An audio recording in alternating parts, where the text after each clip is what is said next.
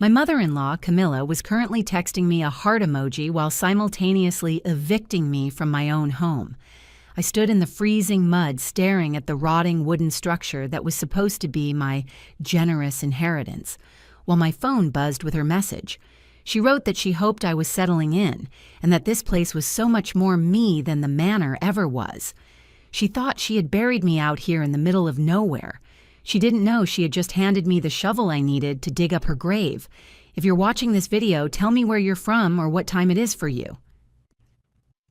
The coffee in my styrofoam cup had gone cold 20 minutes ago, but I kept lifting it to my lips anyway.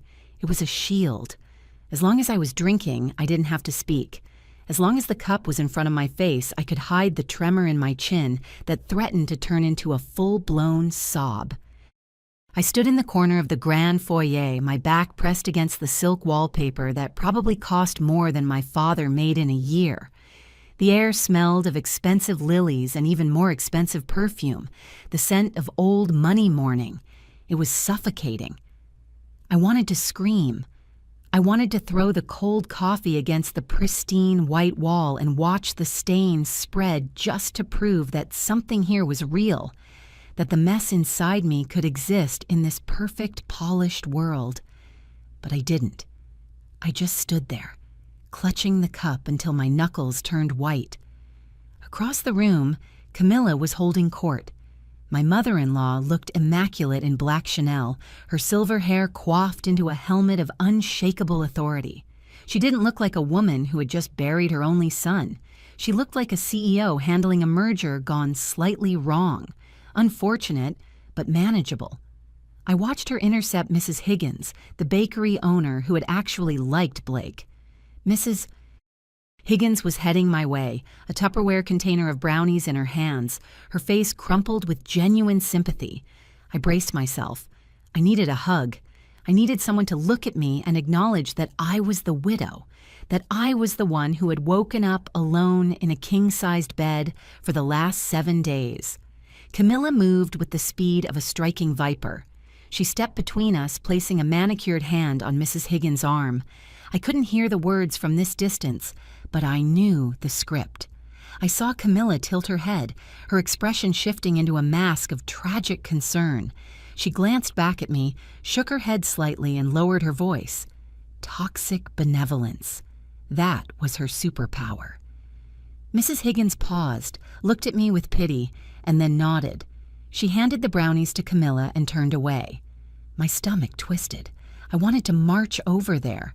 I wanted to ask what she had said, but I knew. She had told her I was fragile. She had said I was unstable or not lucid. She was protecting the guests from my grief and protecting the family reputation from the embarrassment of the waitress Blake had married. Francine appeared at my elbow, making me jump. Blake's sister smelled like menthol cigarettes and judgment. "You're vibrating, Layla," she said softly, not looking at me. She was busy typing on her phone, probably checking the stock prices or her Instagram engagement. "It's making people uncomfortable." "I'm sad, Francine," I whispered, my voice raspy from days of crying. "I'm vibrating because I'm trying not to fall apart."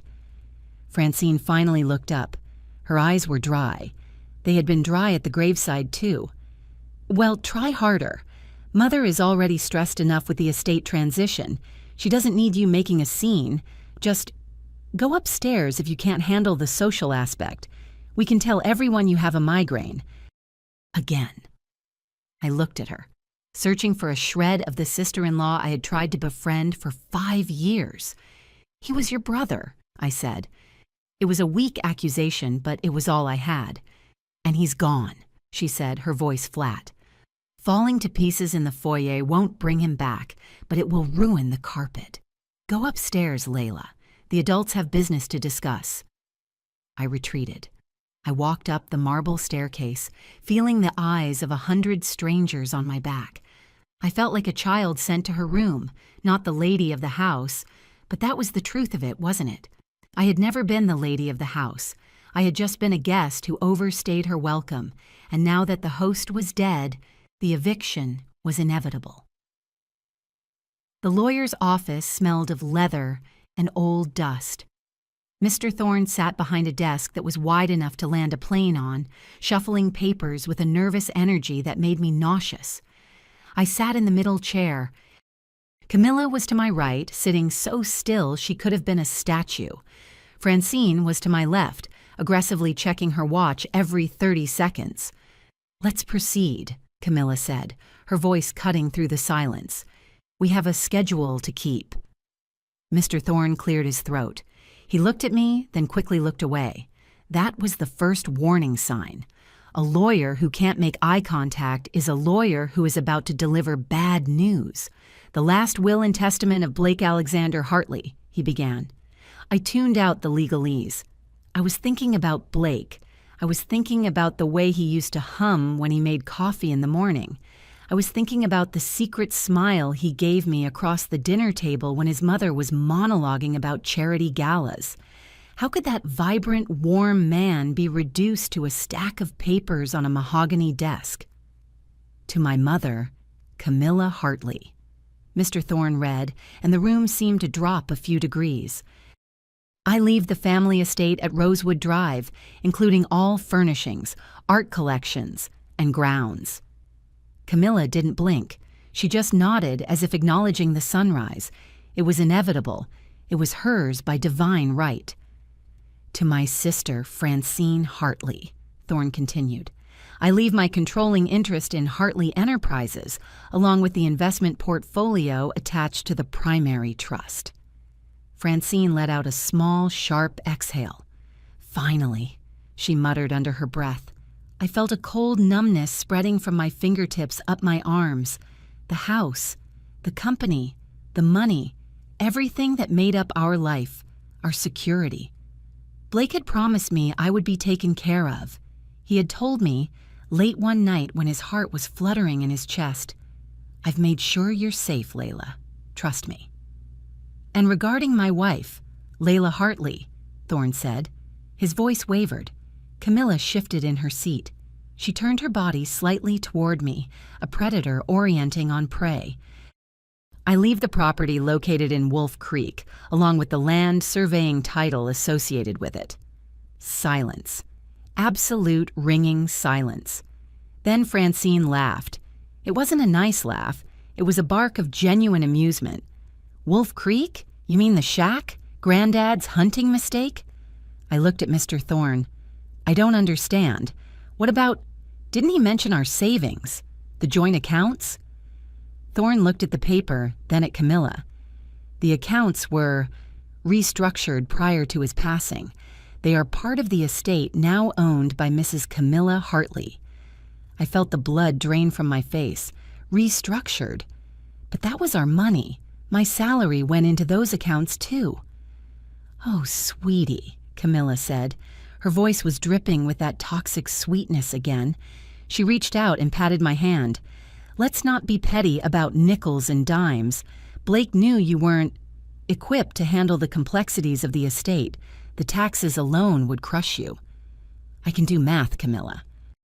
"I was a waitress, not an idiot," I snapped, pulling my hand away. "It's a kindness," Francine chimed in, leaning forward. "Really, Wolf Creek is perfect for you.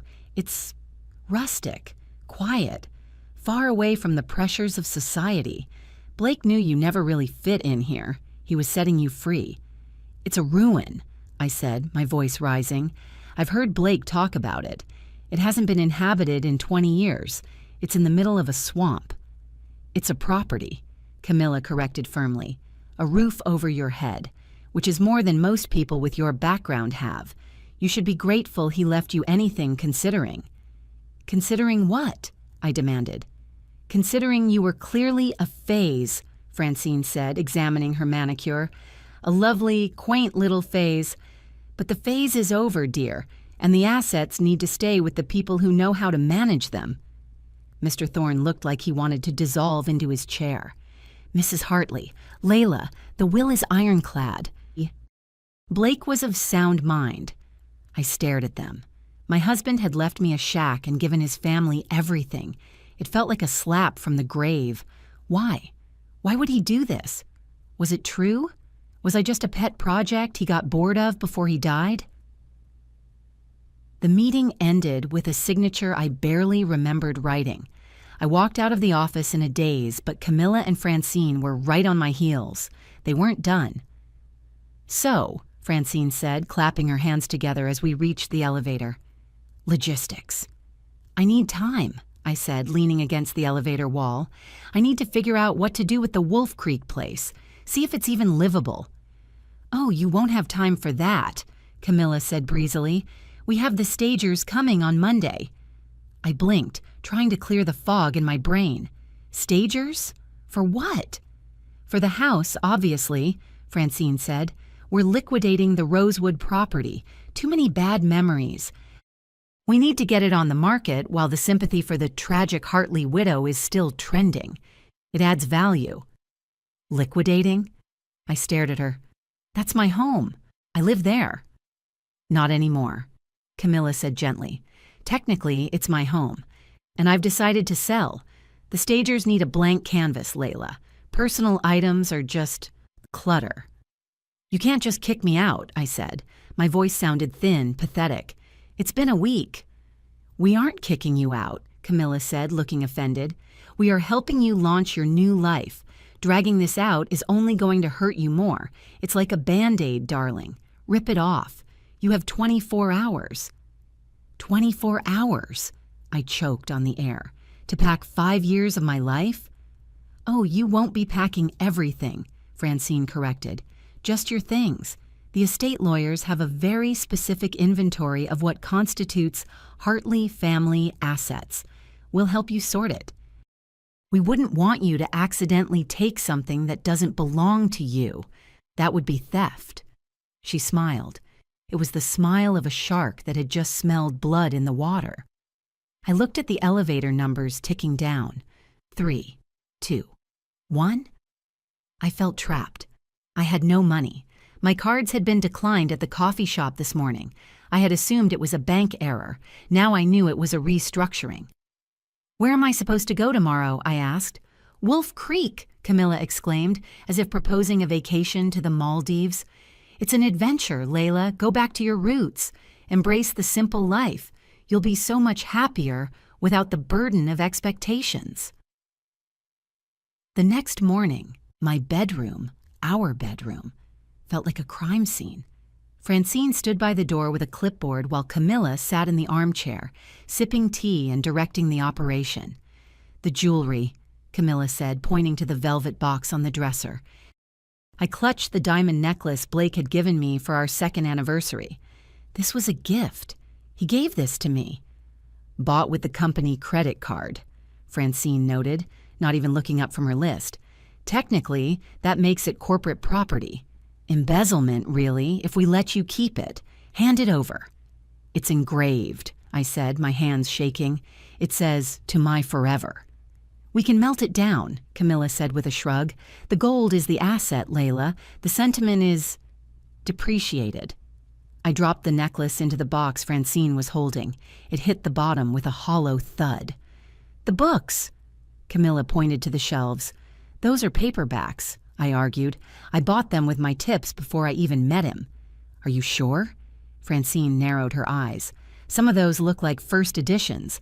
Better to be safe. Leave them."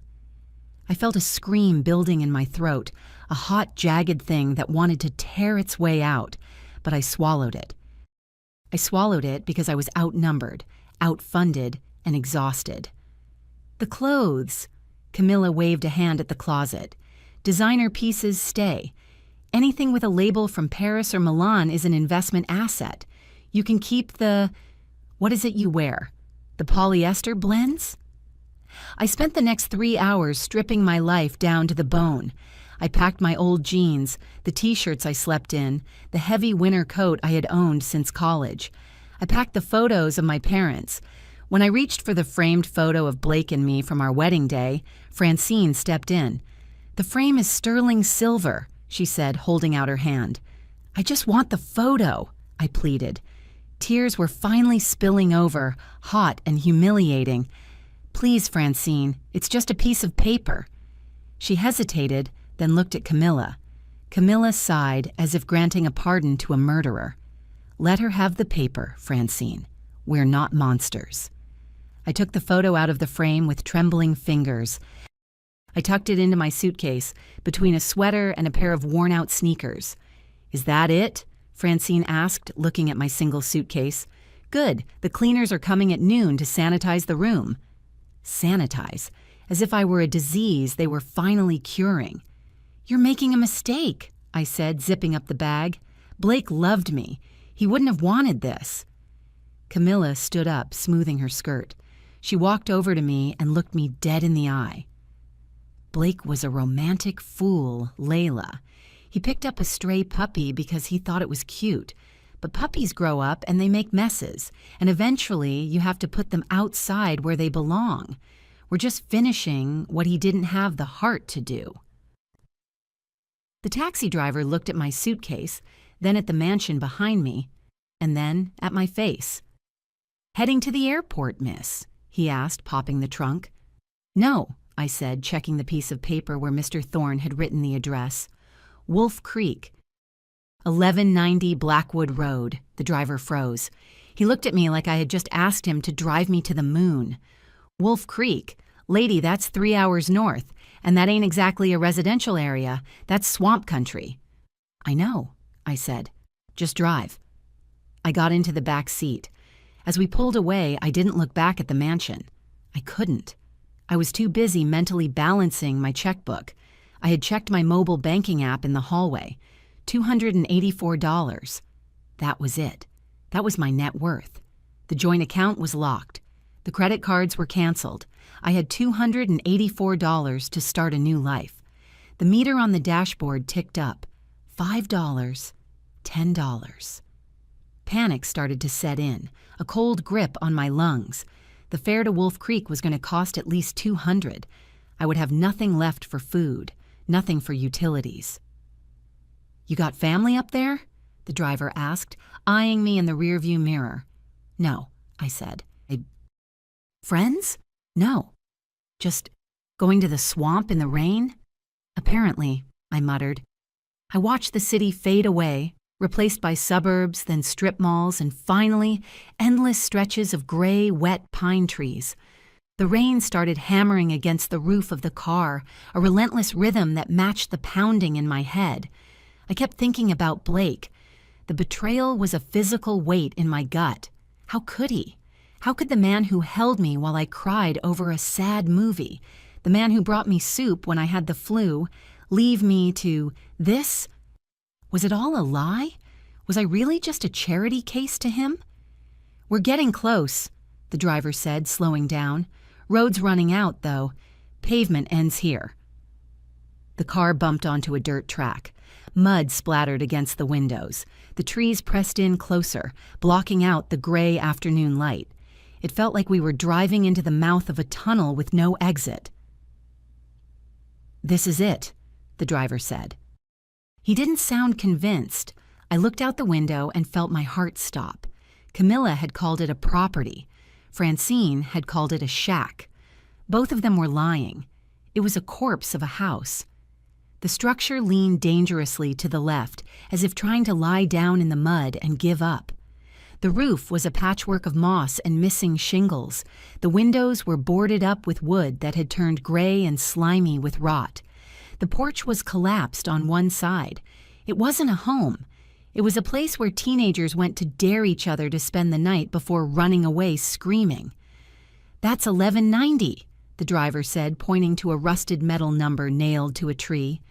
"You sure about this, lady? I can take you back to town. There's a Motel 6 near the highway." I looked at the meter.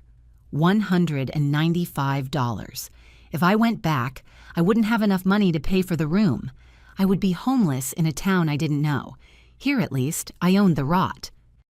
"No," I said, forcing my voice to be steady. "This is home." I handed him the cash. It hurt to let go of the bills. I kept $20 for myself. $20 to survive indefinitely. I stepped out of the car. The mud immediately sucked at my sneakers, cold and wet. The rain was freezing, soaking through my coat in seconds. The driver hauled my suitcase out of the trunk and set it on the only patch of dry-ish grass. "Good luck," he said. He sounded like he was saying, Rest in peace. He got back in the car and reversed quickly, tires spinning in the slop before catching traction. He drove away as fast as he could, taillights disappearing into the gloom. I was alone. I stood there, shivering, staring at the monster Blake had left me. My phone buzzed. I pulled it out with numb fingers. It was the text from Camilla. "Hope you're settling in, sweetie. It's so much more you than the manor, isn't it?" I looked at the rotting wood. I looked at the dark, gaping hole where the front door should have been. "Okay," I whispered to the rain. "Okay, Blake, you want me to be a survivor? Fine. But if I survive this, I am coming for them." The rain was no longer just falling. It was being driven sideways by a wind that felt personal. I stood on the rotting porch, shielding my eyes, staring at the front door. It wasn't locked. There wasn't even a keyhole on the handle, just a rusted latch that looked like it belonged on a barn. But it wouldn't move. I pushed against the wood. It was swollen tight, fused to the frame by years of humidity and neglect. "Come on," I grunted, throwing my shoulder against it. "Please." The wood groaned, but it didn't budge. I stepped back, wiping water out of my eyes. This was it. This was my life now, fighting with a door in the middle of a swamp while my husband's family drank champagne in a climate-controlled mansion. I thought about Camilla's text. "So much more you." She knew. She knew this place was a wreck. She probably pictured me curling up on the wet porch like a stray dog, waiting for the cold to take me. Rage is a surprisingly good heater. I felt a flush of heat rise up my neck. I wasn't going to die on the porch. I stepped back, gripped the handle of my suitcase for balance, and kicked the door right next to the latch. Wood splintered. A sharp crack echoed through the trees. I kicked it again, screaming a word I never used in polite society. On the third kick, the rotted wood around the latch gave way, and the door swung inward with a shriek of rusted hinges. I stumbled inside, dragging my suitcase behind me, and slammed the door shut. It didn't latch, so I shoved a heavy, moldy armchair in front of it. Then the smell hit me. It smelled like wet wool, dead mice, and thyme. It was the smell of a place that had been holding its breath for 2 decades. I coughed, covering my nose with my sleeve. It was pitch black. The boarded-up windows let in 0 light. I fumbled for my phone. The flashlight beam cut through the darkness, illuminating dust motes dancing in the air. The room was a time capsule of poverty. There was a sagging sofa covered in a sheet that had turned gray, a fireplace choked with bird nests, a table with 3 legs. I swung the light around. Shadows jumped at me from the corners. Every creak of the house sounded like footsteps. I was 30 years old, but in the dark, I felt like a terrified child. "Hello?" I whispered. Silence. Just the wind whistling through the cracks in the walls. I walked to the center of the room. The floorboards felt spongy under my sneakers. I was afraid that if I took a wrong step, I would fall straight through to the crawl space and be eaten by whatever lived down there. I needed to sleep.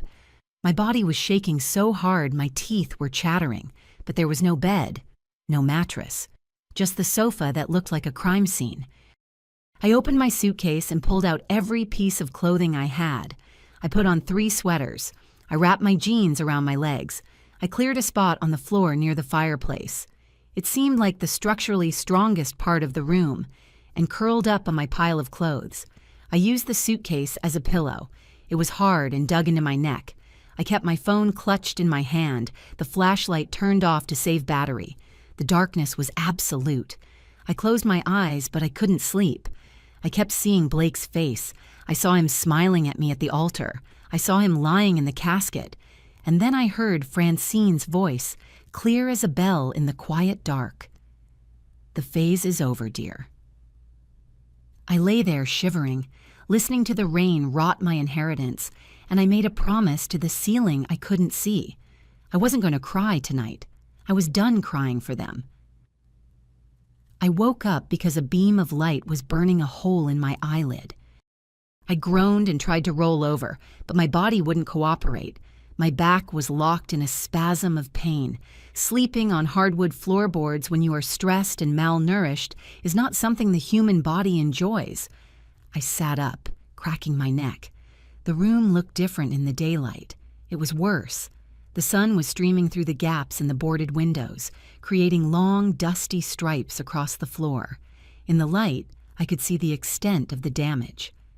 The wallpaper was peeling in long, sunburnt strips, revealing the lath and plaster underneath. There were water stains on the ceiling that looked like maps of countries that didn't exist. My throat felt like I had swallowed a handful of sand. Thirst. It was a sharp, primal demand. I pushed myself up, my knees popping, and grabbed my phone. 7:15 in the morning. Battery at 64%. No signal. Of course. I walked into the kitchen. It was a narrow galley with linoleum that was curling up at the edges. There was a sink that was more rust than porcelain. I reached for the tap. My hand hesitated. Please work, I prayed. Just give me this one thing. I turned the handle. It squeaked, grinding metal on metal. Nothing happened, no hiss of air, no drip, just silence. Great, I croaked. Perfect. I tried the light switch on the wall. Click. Nothing. No water, no power. I checked the stove. It was gas, but when I turned the knob, there was no hiss of propane. The tank outside was probably empty or rusted through. I stood in the middle of the kitchen, panic fluttering in my chest like a trapped bird. I had $20. I had half a bottle of water left in my purse from the funeral, and I was miles from the nearest town. Think, Layla, I said aloud. My voice sounded small in the empty house. You fixed the espresso machine at the diner when the mechanic was on strike. You can figure this out. I looked out the window over the sink. Through the grime, I could see the backyard. It was a jungle of overgrown briars and kudzu, but near the corner of the house, I saw a concrete box set into the ground. A well cap? A city connection? I didn't know. But I knew that water didn't just appear by magic. It had to come from somewhere. And if I wanted to drink today without walking 10 miles, I had to find the source. The backyard was an obstacle course designed by nature to hurt me. I stepped off the back porch and immediately sank to my ankles in mud. The briars grabbed at my jeans, their thorns snagging the denim. I swatted them away, cursing as a thorn sliced across the back of my hand. I waded through the weeds toward the concrete box. It was covered in a layer of dead leaves and slime. I kicked the debris away. It was a metal access panel set into a concrete ring. I hooked my fingers under the edge of the metal lid and pulled. It was heavy, cast iron. I gritted my teeth and heaved, straining my back until the lid flipped over with a clang. I looked down. It was a dark hole, smelling of wet earth. About 2 feet down, I saw a pipe and a wheel valve. It looked like something from the Titanic, red with rust, caked in mud. I reached down. The hole was narrow. My shoulder scraped against the concrete. I grabbed the wheel with both hands and tried to turn it counterclockwise. Lefty-loosey, righty-tighty. It was frozen solid. "No," I grunted, twisting with all my weight. "Move!" It didn't move. The rust had fused it into a solid block of metal. I stood up, breathing hard. My hands were already coated in orange rust dust. I needed leverage. I scanned the yard. No tools. No shed. Just debris. I saw a rock near the fence line. It wasn't a perfect hammer, but it was heavy and jagged. I grabbed it and marched back to the hole. "I hate you," I told the valve. "I hate you, and I hate this house, and I hate Camilla." I brought the rock down on the side of the wheel. Clang. I hit it again. Clang. I was hammering out my frustration. Every strike was a scream I couldn't release. I hit it until my arm burned. I hit it until I chipped the rock. I dropped the rock and reached down again. I grabbed the wheel. My skin slipped on the wet metal. I took a breath, braced my feet in the mud, and screamed as I twisted. Screech! The metal shrieked, a sound like a dying animal. It moved, just an inch. Yes, I gasped. I twisted again. Another inch. Then it gave way, turning freely. I spun it until it hit the stop. From deep inside the house, I heard a sound, a shudder, a bang, and then the faint, beautiful hiss of pressurized pipes filling up. I scrambled out of the mud and ran back inside. I burst into the kitchen and stared at the faucet. It was coughing, sputtering air and brown sludge. Splat. A glob of brown water hit the sink, then a steady stream of liquid that looked like chocolate milk. I let it run. I watched it, mesmerized. Slowly, the brown faded to tan, then to a cloudy gray, and finally to clear. I didn't have a glass. I didn't care. I cupped my hands under the freezing stream and drank. It tasted like iron and victory. I wiped my mouth, leaving a smear of mud on my cheek. I had water. I was alive. Water solved the thirst, but it did nothing for the hunger that was currently trying to digest my own stomach lining. It was noon. I hadn't eaten since the reception, where I'd had half a stale cracker. My blood sugar was crashing. I felt lightheaded, the edges of my vision going fuzzy if I stood up too fast. I needed to inventory the house. Properly this time, not just looking for a bed, but looking for anything that could sustain life. I started in the kitchen. The cupboards were empty. Not just empty of food, but empty of shelves. Someone had stripped this place. The drawers contained 3 dead cockroaches, a twist tie, and a single rusted spoon. I moved to the living room. I checked under the sofa cushions. I found 47 cents in change and a button. Okay, I muttered. 47 cents. That's nearly $50. I went upstairs. The stairs creaked terrifyingly, but they held. There were 2 bedrooms. One was empty, just bare floorboards and peeling wallpaper. The second room, the one facing the backyard, had furniture. A small bed frame with a mattress that looked like it had been home to several generations of squirrels. A wardrobe, and in the corner, a cardboard box sealed with packing tape. My heart skipped a beat. A box. A sealed box meant someone had put something in there and intended to keep it. I knelt beside it. The tape was yellow and brittle. I used my house key, the key to the mansion that I still had on my keychain, a cruel souvenir, to slice through the tape. I opened the flaps. My shoulders slumped. It wasn't food. It wasn't survival gear. It was junk. "Are you kidding me?" I whispered. I pulled out the items one by one.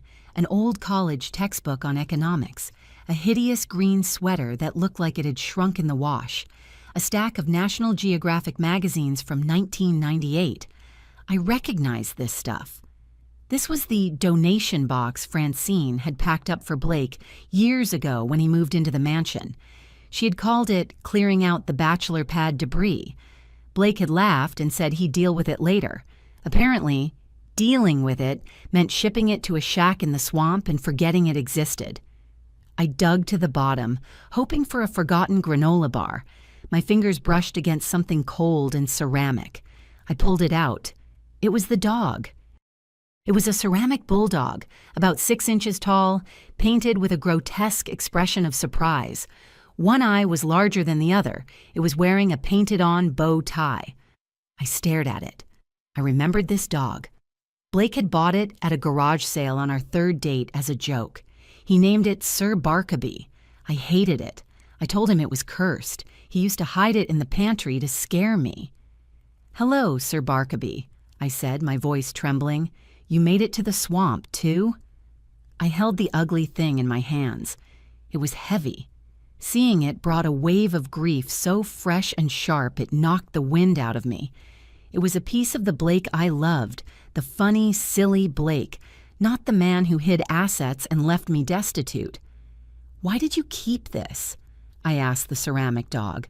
"Why this, and not me?" I sat back on my heels, holding the statue. I was so hungry, so tired, and so incredibly angry. "You're smiling," I said to the bulldog. "Stop smiling at me." The painted grin mocked me. It was the same toxic positivity the Hartleys used. "Smile through the pain, Layla. It's just a little poverty, Layla." I said, "Stop it." I stood up and threw the dog. I didn't mean to aim for the wall, but I did. I threw it with all the strength in my malnourished arm. It hit the plaster next to the wardrobe with a satisfying crack. Ceramic shards exploded outward. The head of Sir Barkaby rolled across the floor. I stood there, breathing heavy, feeling a moment of petty satisfaction. Then guilt washed over me. I had just broken one of the few things of Blake's I had left. "I'm sorry," I whispered. "I'm losing my mind." I walked over to clean up the mess. I knelt down to pick up the pieces. I reached for the main body of the dog, which had split in half, and then I froze.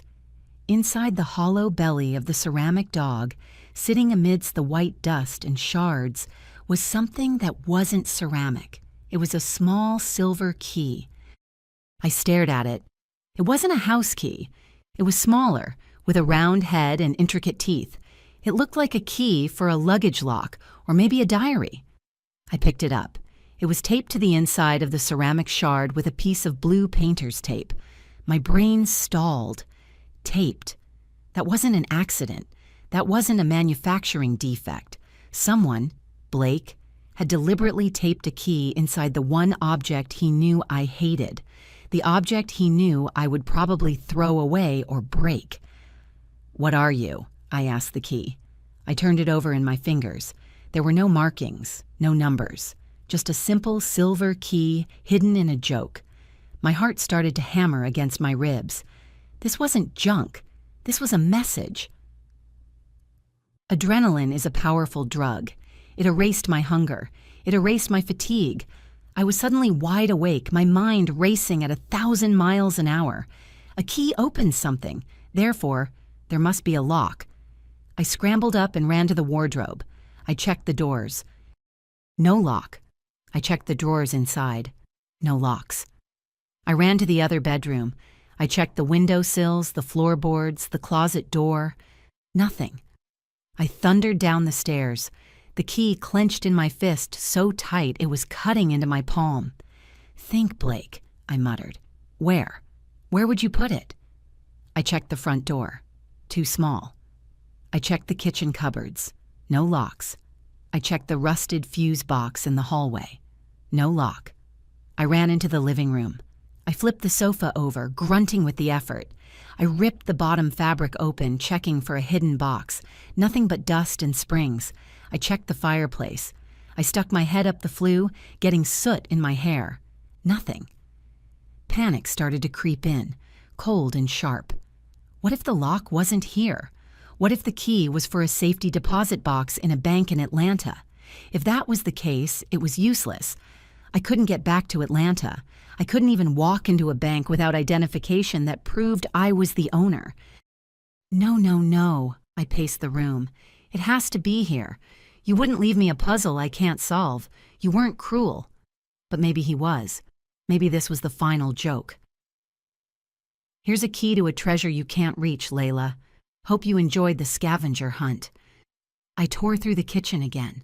I pulled the drawers out completely and threw them on the floor. I checked the back of the stove. I checked the underside of the sink. Nothing. I went back upstairs. I was panting now, sweat dripping down my back despite the cold. I stood in the middle of the bedroom with the broken dog. I looked at the walls. I ran my hands over the peeling wallpaper, feeling for a bump, a seam, a hidden panel. I clawed at the paper, ripping it down in great sheets. Plaster, just crumbling plaster. I checked the floorboards. They were all nailed down tight. I dropped to my knees in the center of the room. I held the key up to the light. It mocked me. A solution without a problem. An answer without a question. "Where is it?" I screamed. The sound echoed through the empty house. I slumped forward, my forehead resting on the dusty floor. Tears pricked my eyes again. I was so tired of fighting. I was so tired of riddles. I looked sideways, my cheek pressed against the wood. I was looking under the bed. The bed frame was old metal. The mattress was gross. But directly under the center of the bed, in the shadow, I saw something. The floorboard there. It looked different. The gap between the planks was slightly wider. And the nail heads? They were shiny. Every other nail in this house was rusted black. These 2 nails were silver. I sat up slowly. My breath caught in my throat. I crawled under the bed, ignoring the dust bunnies and the spider webs. I touched the board. It was loose. I tried to pry it up with my fingernails. It wiggled, but it wouldn't lift. I needed a tool. I scrambled out, grabbed a piece of the broken ceramic dog, a sharp, curved shard, and crawled back under. I jammed the shard into the gap and levered it down. The board popped up with a groan. I pushed it aside. There was a dark space between the joists, and sitting there, nestled in a bed of pink fiberglass insulation, was a waterproof, black duffel bag. I stared at it. I didn't reach for it immediately. I was afraid that if I touched it, it would turn into smoke. "Found you," I whispered. I stared at the black duffel bag nesting in the pink fiberglass like a dark egg. My heart was hammering a rhythm against my ribs that felt dangerous, too fast for a body running on adrenaline and stale water. I reached out, my hand trembling, and grabbed the nylon handle. It was heavy, heavier than clothes, heavier than books. I dragged it out from between the floor joists. It bumped over the wooden lip of the subfloor and landed on the dusty planks with a solid, muted thud. Dust puffed up around it, making me sneeze. I sat back on my heels, wiping my nose with my sleeve. It was a tactical bag, the kind you see in movies involving spies or special forces, made of thick, waterproof canvas. And there, holding the 2 main zippers together, was a small, silver padlock. I looked at the key in my hand, the key I had dug out of a ceramic dog's stomach. "Please," I whispered. "Please don't be for a diary. Please be for this." I brought the key to the lock. My hands were shaking so badly I scratched the metal plate around the keyhole twice before I managed to slide it in. It fit. It slid home with a smooth, oily resistance that spoke of precision engineering. I held my breath and turned it. Click. The sound was small, but in the empty, silent house, it sounded like a gunshot. The shackle popped open. I removed the lock and tossed it on the floor. I gripped the 2 zipper pulls. This was it. Pandora's box. Or maybe just a bag of Blake's old gym clothes. I pulled the zippers apart. The sound of the teeth separating was loud, harsh. I pushed the flaps of the bag open and looked inside. I didn't understand what I was seeing at first. It wasn't clothes. It was organized chaos. It was a survival kit, packed with the kind of obsessive compulsion that Blake usually reserved for his color-coded spreadsheets. I sat there, staring into the bag, feeling a strange mix of terror and comfort. He had packed this. He had touched these things. He had knelt on a floor somewhere, maybe in this very room, and put this together for me. Why? Why would a man who was planning to die of a heart condition pack a bag like he was running from the mob? I started pulling things out, laying them on the dusty floorboards in a semicircle around me. First, there were 4 bottles of water, not the cheap kind, but the high-end electrolyte brand he used to drink after tennis. I cracked one open immediately and drained half of it in one go. The relief was instantaneous. Next, food, ration bars. The heavy, foil-wrapped kind that tasted like sawdust and peanut butter, but contained 2,000 calories a block. I tore one open and took a bite. It was the best thing I had ever tasted. I chewed slowly, my jaw aching, forcing myself not to wolf it down and make myself sick. Then came the hardware, a heavy-duty flashlight, a multi-tool knife, a solar charger, a first aid kit, and then a phone. It was a simple smartphone, black, generic. It was powered off. Taped to the back of it was a charging cable and a small piece of paper with a 4-digit code written on it, 1984, the year I was born. I set the phone aside and reached deeper into the bag. My fingers brushed against paper. I pulled out a thick envelope. It wasn't sealed. I looked inside and gasped, dropping it on the floor. Cash, stacks of it. I picked it up again, my fingers numb.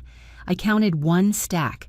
They were 50-pound notes, not dollars, pounds, British currency. I flipped through them. There had to be at least 5,000 pounds here. "What is this?" I whispered to the empty room. "Blake, what did you do?" 5,000 pounds. That was... what? $7,000? It was more money than I had ever held in my hands at one time. It was enough to rent an apartment for months. It was enough to buy a car. Why pounds?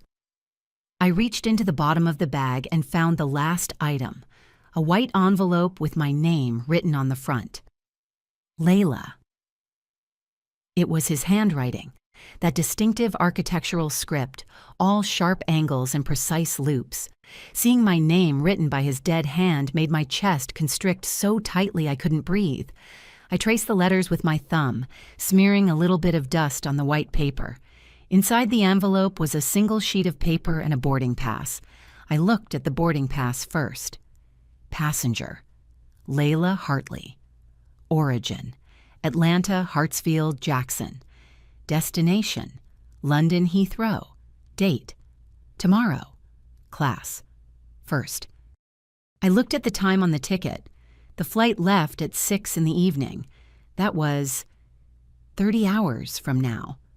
I unfolded the letter. My hands were shaking so hard the paper rattled. I had to lay it flat on the floor and lean over it to read. My dearest Layla, if you are reading this, then the worst has happened. I am gone, and my family has done exactly what I predicted they would do.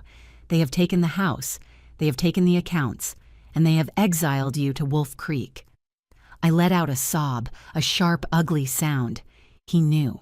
He had predicted every single move, the cruelty, the eviction, the specific location. I am sorry I couldn't tell you. I am sorry I had to leave you in the dark, but you are a terrible liar, my love.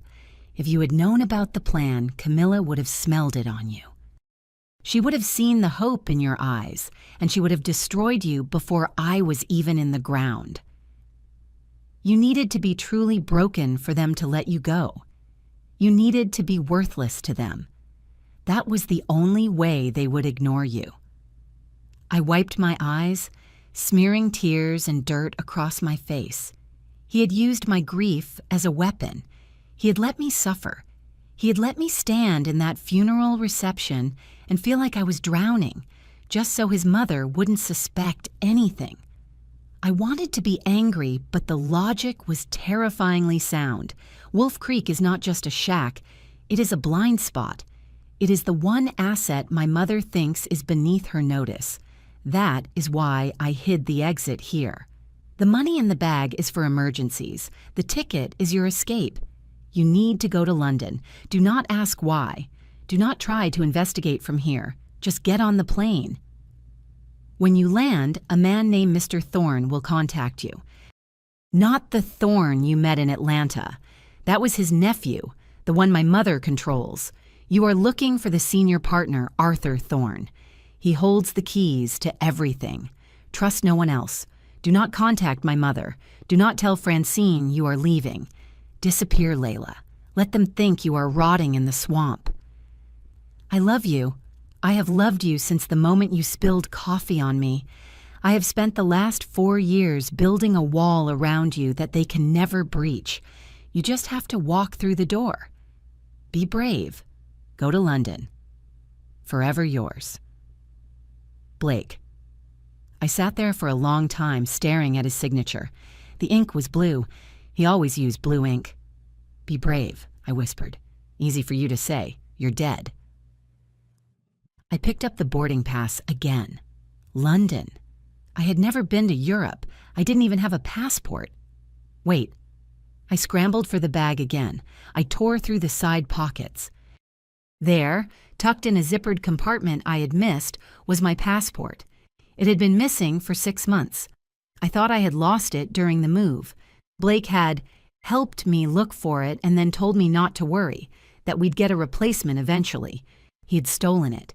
He had stolen my passport to ensure I would have it when he died. The level of manipulation was staggering. It made me feel sick, but it also made me feel protected in a twisted, dark way. He had played a long game, a game against his own mother. But what if I didn't go? I looked around the rotting room, the peeling wallpaper, the smell of mold. If I stayed, I had $20 and a house that was falling down. I had no car, no job, no friends who would return my calls. I would freeze or starve within a week. If I went, London. A strange city. A lawyer I didn't know. What if this Arthur Thorne wasn't there? What if the ticket was canceled? What if I got to Heathrow and was arrested for carrying 5,000 pounds in cash? Disappear, he had written.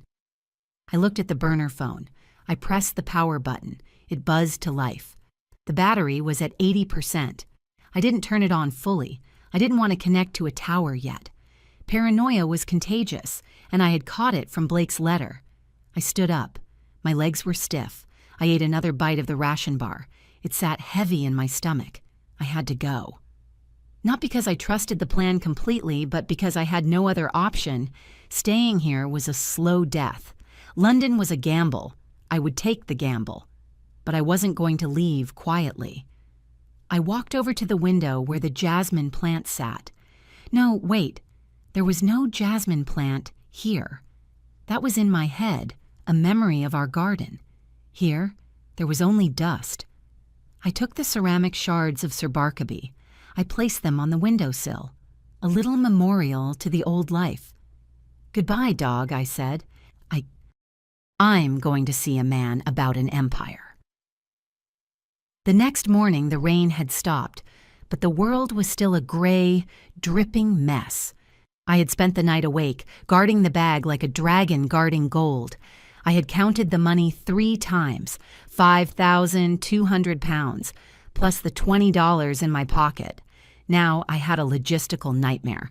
I was 20 miles from the nearest airport shuttle and probably 50 miles from Atlanta Hartsfield-Jackson. I had no car, no cell service to call Uber. I had to walk. I looked at my luggage. I had the rolling suitcase I had arrived with, filled with my old clothes, and the heavy duffel bag. I couldn't carry both. I made a ruthless decision. I opened the suitcase. I took out my wedding photo, the heavy winter coat, and one clean sweater. I put them on. The rest, the jeans, the t-shirts, the sneakers, I left. I zipped the suitcase shut and left it in the middle of the room. It was a decoy. If Camilla sent someone to check on me, it would look like I was still here, maybe out for a walk. I shouldered the duffel bag. It dug into my shoulder, heavy and awkward. I put the passport and the cash in the inside pocket of my coat, zipped tight. I stepped out onto the porch. The air was cold, biting my cheeks. I started walking. The dirt road was a quagmire of red Georgia clay. Every step was a battle. The mud sucked at my shoes, trying to pull them off my feet. I slipped twice in the first mile, landing on my knees, coating my jeans in slime. "Just keep moving," I panted. "One foot, then the other." I walked for 2 hours. My shoulders screamed. My feet were blistered. I was sweating under the heavy coat, but freezing if I unzipped it. Finally, I heard the sound of tires on asphalt, the main road. I emerged from the tree line like a swamp creature. I was covered in mud, hair plastered to my face, carrying a tactical bag. I stood on the shoulder of the 2-lane highway, my heart pounding. I checked the burner phone, 1 bar of service. I dialed the number for a local taxi company I had memorized from the airport driver's dashboard yesterday. "Yellow cab," a bored voice answered. "I need a ride," I said, my voice raspy. "I'm on Route 9 near the turnoff for Blackwood Road." "Blackwood? That's the middle of nowhere, lady. It'll be a 40-minute wait, and I need a credit card on file." "I have cash," I said. "I have plenty of cash." "Driver won't like that," the dispatcher said. "Tell him I'll tip him $50 if he's here in 30 minutes. There was a pause. "What color is your jacket?" "Black," I said, "and I'm the only person standing in the mud." The taxi driver had looked at me like I was an axe murderer, but $50 is $50. He drove me to Hartsfield-Jackson in silence, glancing at the partition every few minutes as if checking that I hadn't pulled a knife. I had him drop me at the international terminal. I walked through the sliding glass doors and the noise hit me. A wall of announcements, rolling wheels, and chatter. It was overwhelming after the silence of the woods. I felt incredibly exposed. I was dirty. There was dried mud on my knees. My hair was a disaster. I was carrying a military-style duffel bag and wearing a coat that looked like I slept in it. Because I had. People stared. A woman in a pristine beige trench coat gave me a wide berth, pulling her Louis Vuitton bag closer to her body. I kept my head down and walked toward the check-in counters. I scanned the screens. British Airways. First class. I approached the counter. The line for economy was a mile long, snaking back and forth. The first-class lane was empty, blocked by a velvet rope and a red carpet. I hesitated. I looked like a vagrant. If I stepped onto that red carpet, security would probably tackle me. "Can I help you, miss?" A uniformed agent was standing at the entrance to the lane. He was looking at my muddy shoes with an expression of polite horror. "I'm checking in," I said, trying to sound like I belonged, "for the 6 o'clock to London." "This is the first-class check-in," he said slowly, as if speaking to a child. "Economy is down at the other end." "I know," I said. I reached into my muddy coat pocket and pulled out the passport with the boarding pass tucked inside. I handed it to him. He took it gingerly, holding it by the corner. He glanced at the name, then at his tablet. His eyebrows shot up toward his hairline. He typed something quickly. "Mrs. Hartley?" he asked. The tone of his voice changed instantly. It wasn't warmer exactly, but it was respectful. The respect money buys. "Yes," I said. "My apologies," he said, unclipping the velvet rope. "Right this way, Mr. Hartley." "Oh, I see." "My condolences." He had seen the note on the file. Widow. Or maybe VIP. "Thank you," I said. I walked onto the red carpet. My muddy sneakers left faint prints on the plush fabric. I felt a surge of hysterical laughter bubbling in my chest. If Camilla could see me now, polluting the sacred space of the elite with my swamp mud, she would have a stroke. I reached the desk. The agent behind the counter didn't even blink at my appearance. She just smiled that terrifyingly professional smile. "Passport, please." "Checking bags?" "Just this one." I heaved the duffel onto the scale. "Perfect. You're all set, Mrs. Hartley. You have access to the Concord Lounge through security. They have showers if you'd like to. Freshen up before the flight." It was a polite way of saying, "You smell like a wet dog." "I would love that," I said. I took my boarding pass. I walked toward security. I didn't look back at the doors. I didn't look back at Atlanta. I was a ghost leaving the graveyard. The shower in the airport lounge had felt like a baptism. I had scrubbed the Georgia red clay from my skin until I was raw, watching the brown water swirl down the drain. I washed my hair 3 times with the free designer shampoo. I put on the clean sweater and the black trousers I had worn to the funeral, the only clean things I had left. Now I was strapped into a leather seat that was wider than my dining chairs back home. A flight attendant named Sarah, who had a smile that didn't reach her eyes, placed a glass of champagne on the linen tablecloth in front of me. "For you, Mrs. Hartley. Pre-departure beverage?" "Thank you," I said. My voice sounded brittle. I didn't drink it. I stared at the bubbles rising in the glass. I looked around the cabin. There were only 8 seats in first class. Across from me, a man in a bespoke suit was typing furiously on a laptop. Behind me, someone was speaking in hushed Russian on a phone. I felt like a fraud. I felt like a child who had snuck into a movie theater. I reached into my pocket and touched the burner phone. I had turned it on for just a second in the lounge to check for messages. There was one from Francine. "Mother is worried you haven't responded. We're sending a contractor out on Tuesday to assess the roof. Don't be difficult, Layla. Let him in. We're trying to make sure you're safe." I wanted to laugh. They weren't sending a contractor to fix the roof. They were sending someone to see if the rat had drowned yet. assess the roof.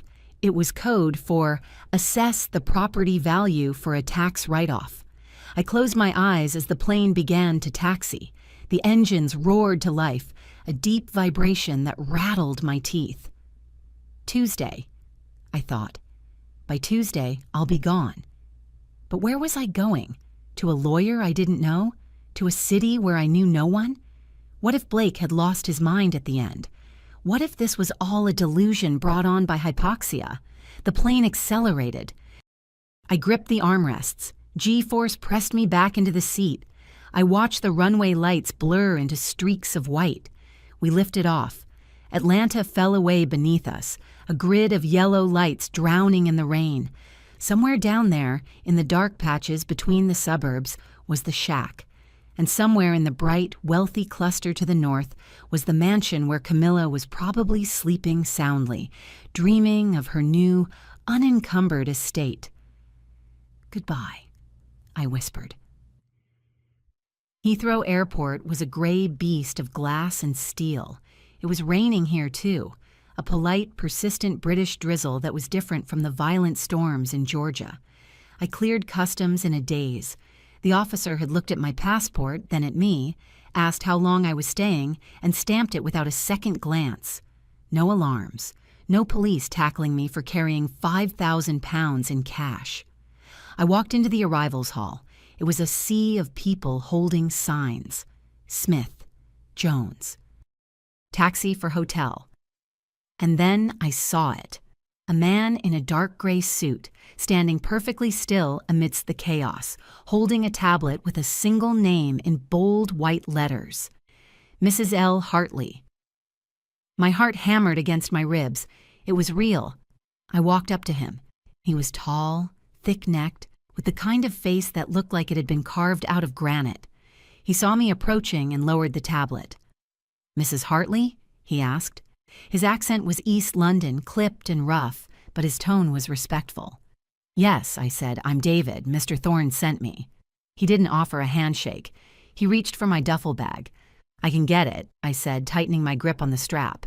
The money was in there. "I insist, ma'am," he said. He didn't pull it away, but he held his hand out, waiting. It wasn't a request, it was protocol. I handed it over. He slung it over his shoulder effortlessly and gestured toward the exit. "Car's this way." We walked out into the cool, damp air. A sleek black sedan was idling at the curb. Not a taxi, a Mercedes. David opened the back door for me. I slid onto the leather seat. It smelled of peppermint and new money. We pulled out into traffic. I watched the city go by. Black cabs, red buses, buildings that looked older than my entire country. I felt a wave of crushing loneliness. Blake had been here. He had walked these streets. He had built this secret life here, and he had never told me. "Where are we going?" I asked, leaning forward slightly. David met my eyes in the rearview mirror. "The city, ma'am. Mr. Thorne's office is at 1 Canada Square. Is he expecting me right now?" I looked at my watch. It was 10 in the morning, London time. I had barely slept on the plane. "He cleared his schedule for the day," David said. "Cleared his schedule. For me? For the waitress from Atlanta?" 1 Canada Square was a monolith. A pyramid-topped tower that pierced the gray clouds, surrounded by the steel canyons of Canary Wharf. It looked like a fortress for people who owned the world. David drove into an underground parking garage that required a key card just to enter. He parked in a spot marked Reserved DL Global. "DL," I whispered. "Dunn Logistics?" That was the name of the shell company Thorne had mentioned in the letter? No, wait, the letter hadn't named the company. It just said Dunn. David led me to a private elevator. There were no buttons inside, just a card reader. He tapped a pass, and we shot upward. My ears popped. We kept going up. 40 floors, 50. The doors slid open. I stepped out into a reception area that was quieter than a library. The carpet was thick enough to swallow my shoes. The walls were glass, offering a panoramic view of the River Thames snaking through the city below. A receptionist with perfect hair sat behind a desk made of white marble. She looked up as I entered. Her eyes flicked over my rumpled sweater, my lack of makeup, my general air of exhaustion. "Can I help you?" she asked, her hand hovering over a phone. "Mrs. Hartley, to see Mr. Thorne," David said from behind me. The receptionist's demeanor changed instantly. "Oh, of course. My apologies, Mrs. Hartley. He's waiting for you in the boardroom. Can I get you anything? Coffee? Water?" "Water," I said. My mouth was dry as dust. "Right away." David nodded to me. "I'll leave your bag in the secure cloakroom, ma'am." "No," I said sharply. "I keep the bag." David paused. He looked at the duffel, then at me. "Very well." He handed it to me. I clutched it to my chest like a shield. The boardroom was at the end of a long glass corridor. The receptionist opened the heavy oak door and ushered me inside. It was a vast room, dominated by a table that could seat 20. At the far end, looking out the window, stood a man. He turned as I entered. Arthur Thorne was nothing like the nervous, sweaty lawyer in Atlanta. This man was older, perhaps in his 60s, with silver hair and a suit that cost more than my parents' house. He had eyes that were sharp, blue, and terrifyingly intelligent. "Mrs. Hartley," he said. He didn't smile. He walked toward me with a steady, predatory grace. He extended a hand. "Arthur Thorne." I shook it. His grip was dry and firm. "You made it," he said. "I wasn't sure if you would." "Blake said I had to," I said. "He said you were the only one I could trust." Thorne studied me. He was dissecting me with his eyes, my fear, my fatigue, my determination. "Trust is earned," he said softly. "Please sit." He gestured to a chair at the head of the table. I sat. He sat to my right, placing a thick leather folio on the table between us. "Before we begin," Thorne said, folding his hands, "I need to verify your identity. Strict protocol." Blake insisted. "I have my passport." I reached for my pocket. "Passports can be stolen," Thorne said. "I have a question, one that only Blake's wife would know the answer to." I swallowed. "Okay." "On your honeymoon in Scotland," Thorne said, his eyes locking onto mine, "you stayed at a bed and breakfast in the Highlands. It rained for 3 days straight. What did Blake buy you from the gift shop in the lobby to cheer you up?" I froze. The memory washed over me. The rain against the window, the smell of peat fire. Blake coming in, soaking wet, holding a small paper bag. "He didn't buy it from the gift shop," I said quietly. "The shop was closed. He bought it from the owner's daughter. It was a pair of hand-knitted socks, bright yellow. He said they were sunshine for my feet." Thorne stared at me for a long second. Then the corner of his mouth twitched, a ghost of a smile. "Sunshine for your feet," he repeated. "Correct." He opened the leather folio. "Welcome to London, Mrs. Hartley. We have a lot of work to do." Thorne slid a document across the table. It was bound in red plastic. "Let's start with what you left behind," he said. "The Hartley family estate." I looked at the cover. "Asset valuation, Hartley Enterprises." "I know," I said. "They have everything. The mansion, the company, the accounts." "They have the appearance of everything," Thorne corrected. "Blake spent the last 4 years carefully, legally, and systematically dismantling Hartley Enterprises from the inside out." I blinked. "What?" "Open it to page 4, Thorne instructed. I flipped the pages. I saw rows of numbers. Most of them were in parentheses. Negative numbers. "The mansion," Thorne said, pointing to a line item, "heavily leveraged. Blake took out 3 mortgages on it to fund expansion projects that never existed. The debt service alone is $40,000 a month. The accounts are empty, Layla. The company is bleeding cash. The investment portfolio Francine was so excited about, it's filled with high-risk, long-term bonds that are currently worthless if liquidated." I stared at the numbers. "But they're rich. They spend money like water." "They spend credit," Thorne said. "And the credit lines died with Blake. He kept the payments current while he was alive to maintain the illusion. Now that he's gone, the payments stop. The banks will call the loans within 30 days. I felt a cold shiver go down my spine. They don't know? Not yet, Thorne said. They think they've won the lottery. In reality, they've inherited a bomb with a very short fuse. I thought of Camilla's text. Hope you're settling in. She was gloating over a victory that was actually her execution. Why? I asked. Why would he destroy his own family's legacy? Because he knew they would destroy you, Thorne said simply. He knew that if he left you money, they would sue you until you were bankrupt. They would drag you through court for a decade. The only way to keep you safe was to give them a target so big they wouldn't notice you slipping out the back door. He made me a decoy, I whispered. He made me the distraction. He made you safe, Thorne said, but that is only half the story. Thorne reached into his briefcase and pulled out a second folder. This one was bound in black leather embossed with silver letters. DL Global. Blake didn't just burn the money, Thorne said. He moved it. Every loan, every liquidated asset, every bad investment. It was all funneled here, into a new entity. He slid the black folder toward me. DL Global, I read. What is this? Done Logistics, Data and Logistics, or, as Blake liked to call it privately, Dear Layla. My breath hitched. It's a holding company, Thorne explained. Registered in the Cayman Islands, headquartered here in London. It owns shipping containers.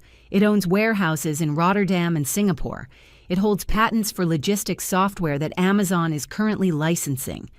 He flipped the folder open. This is the current valuation. I looked at the number at the bottom of the page.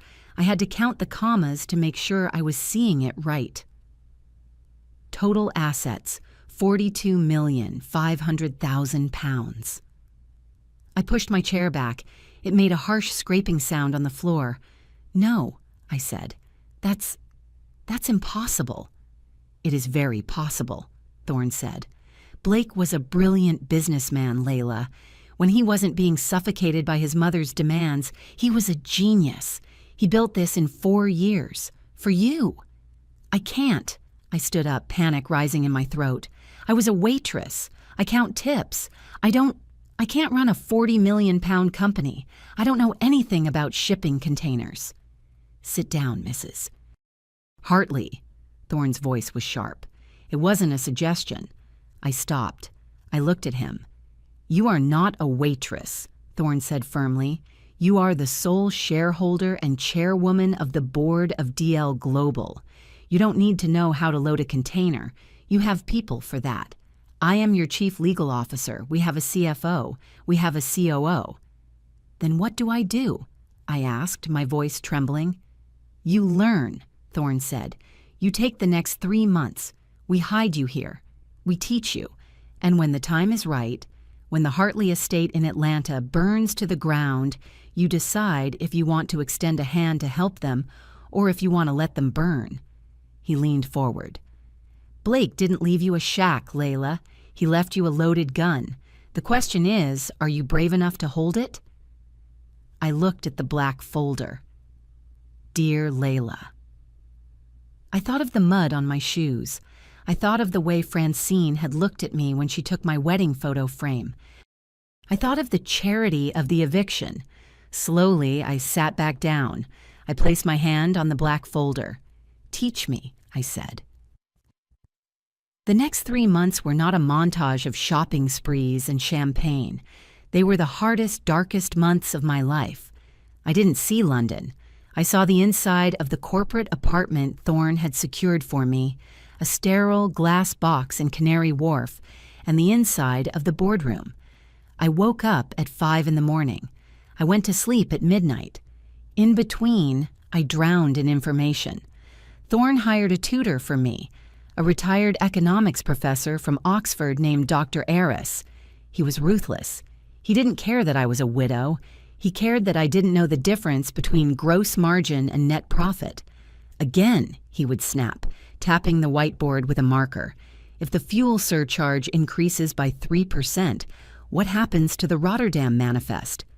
The margin drops. I rubbed my temples, my eyes burning. We lose. £2,000 per container? Wrong. We lose 4,000 because of the currency exchange rate impacts on the euro. Pay attention, Layla. This isn't a game. This is people's livelihoods. I cried in the bathroom a lot. I would lock the door, turn on the tap so no one could hear, and sob into a towel. I felt like an imposter. I felt like a child wearing her mother's high heels. I wanted to quit. I wanted to take the money and run to a beach somewhere. But then I would remember Francine taking my picture frame. I would remember Camilla telling me I was a phase. And I would wash my face, put on the expensive moisturizer Thorne's assistant had bought for me, and walk back into the study. Teach me about currency hedging, I would say.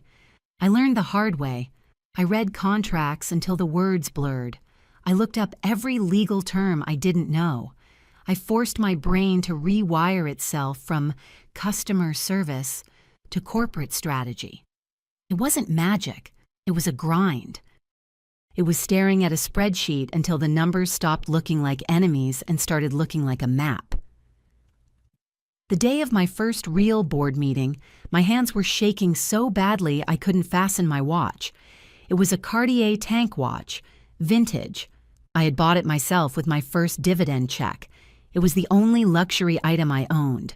The rest of my money sat in the bank, untouched. I walked into the boardroom. 12 men and 3 women turned to look at me. They knew who I was, the widow, the surprise heir. I could see the skepticism in their eyes. They expected a puppet. They expected Thorne to do the talking while I nodded and looked pretty. Thorne sat at the end of the table, silent. He was letting me sink or swim. "The Tokyo expansion," the COO, a man named Henderson, began. He pulled up a slide. "We're looking at a 14% reduction in overhead if we switch to automated cranes in the new terminal." I looked at the data. I had studied this file for 6 hours last night. "The automation saves money," I said. My voice was quiet. I cleared my throat and spoke louder. "It saves money on paper, but the contract with the local union in Tokyo has a clause about minimum staffing levels. If we automate, we breach the contract. The penalty fees are triple the savings."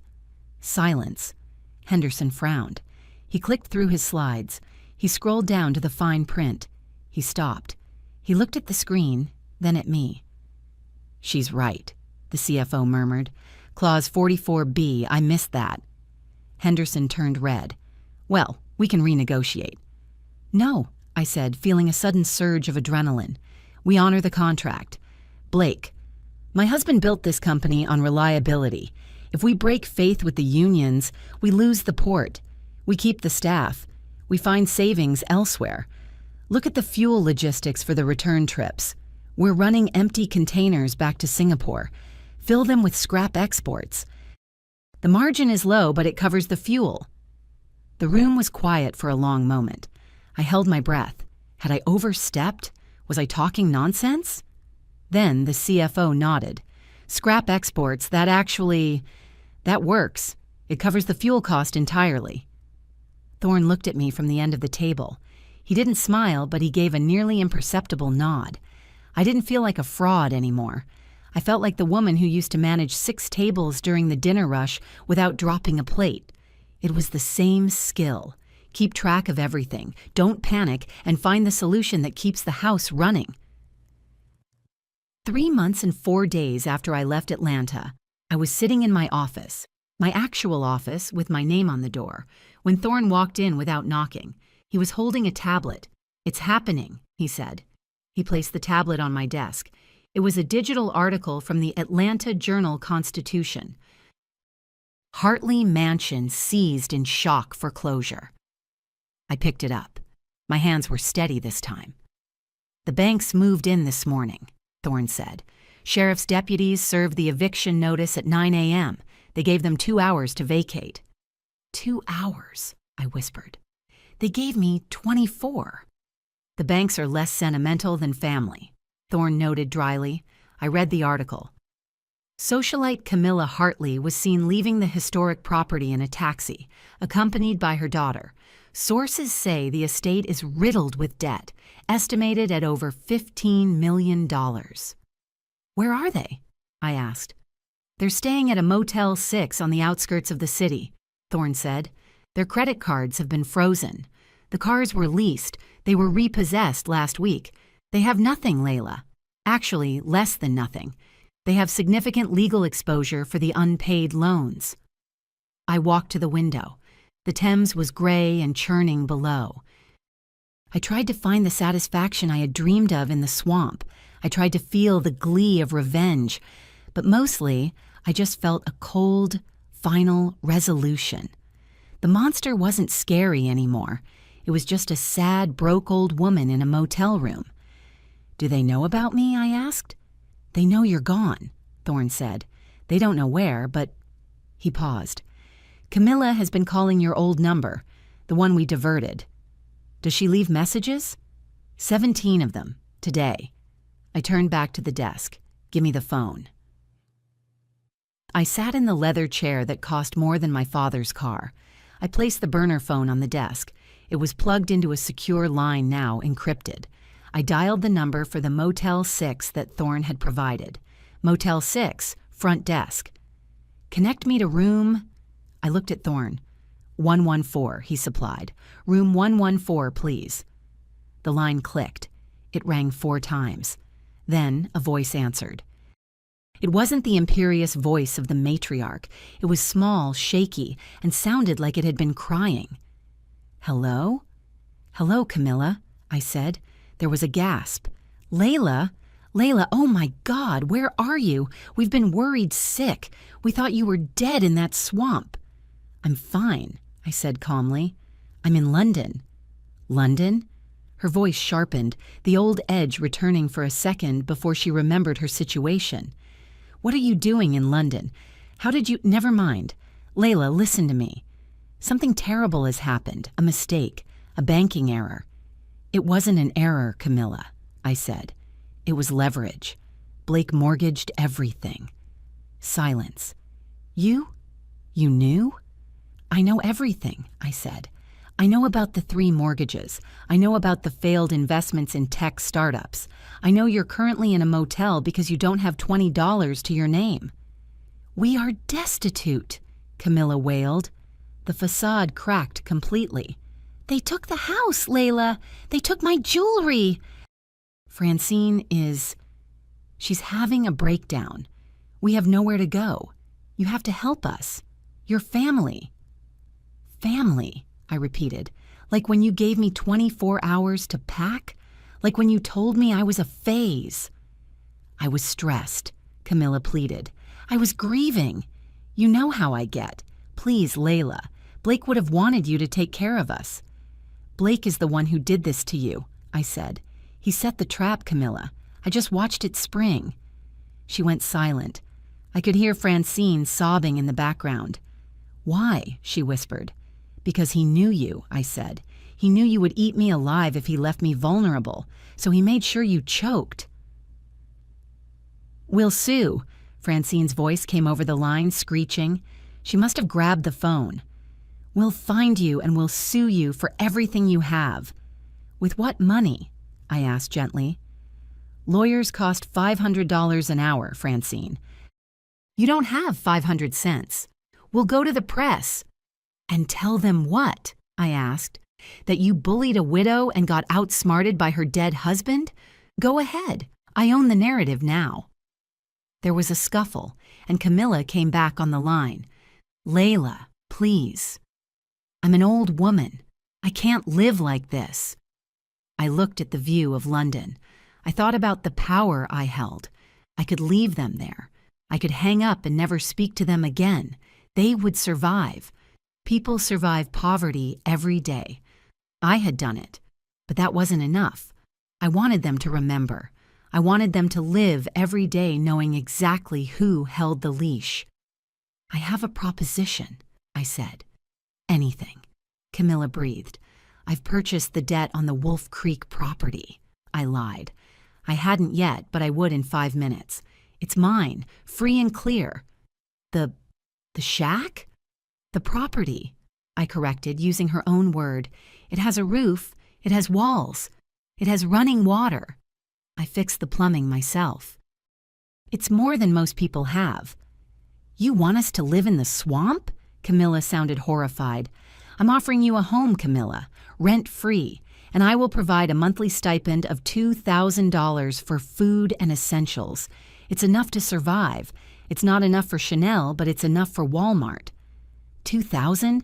That won't even cover my prescriptions. Then get generics, I said. That's the offer. You move to Wolf Creek. You live in the house you were so generous to give me. And you never, ever speak to the press or try to contact me again. If you do, the stipend stops, and I evict you in 24 hours. This is cruel, she wept. This is so cruel. No, Camilla, I said, my voice steady and cold. This is benevolence. I'm helping you find a simpler life. I think you'll find it so much more you. I waited. I let the silence stretch across the Atlantic Ocean. I let them do the math, the street or the swamp. We accept, Camilla whispered. She sounded broken. Good, I said. The key is under the mat. Watch out for the loose board in the upstairs bedroom. It's a doozy. Layla, she started, her voice wavering. Did he really hate us that much? I closed my eyes. He didn't hate you, Camilla. He just loved me more, and he knew you couldn't coexist. Goodbye, Layla. Goodbye, Camilla. I hung up the phone. I sat there for a long time, listening to the hum of the air conditioning. I felt lighter. The weight that had been pressing on my chest since the funeral was gone. Thorne was watching me. Generous, he commented. $2,000 a month. It's survival, I said. I'm not a monster. I won't let them starve. But I won't let them rule either. I stood up and walked to the window. The rain had stopped. The sun was breaking through the clouds over London, casting a golden light on the river. What now, Mrs. Hartley? Thorne asked. We have the acquisition meeting at 2. I looked at my reflection in the glass. I didn't see the scared waitress anymore. I didn't see the grieving widow. I saw someone new, someone forged in the fire of betrayal and quenched in the cold rain of a Georgia swamp. I turned to him and smiled, a real smile. Let's go buy a shipping company, I said. 3 months later. It has been 6 months since I left Atlanta. Life is different. I live in a townhouse in Kensington now. I have a garden filled with jasmine. It's thriving. I'm still learning every day. I still make mistakes in meetings, but I don't cry in the bathroom anymore. I own my mistakes and I fix them. Thorne says I have Blake's instincts, but my own conscience. As for Camilla and Francine, I have a property manager in Georgia who checks on the Wolf Creek house once a month. He sends me photos. The latest report shows that Francine has started a small garden in the backyard. She's growing tomatoes. Camilla was seen at the local Dollar General, buying yarn. She's knitting. They hate it. I know they hate it. They hate the mud. They hate the isolation. And they hate that their monthly check comes from the Hartley Trust, signed by me. But they are surviving. They are learning, for the first time in their lives, what it actually costs to be alive. Sometimes, late at night, I look at the ceramic dog, or what's left of it, which I keep in a velvet box on my desk. I think about Blake. I miss him every day. But I'm not angry anymore. He gave me a choice. He gave me a key. He didn't just leave me an empire. He left me the chance to become the woman who could run it. And I built something beautiful, just like he asked. If this story resonated with you, leave a like and consider subscribing. You can also drop any comment below, even just one word. Maybe tell me where you're watching from, or what time it is right now. Sometimes one word is enough to say you were here.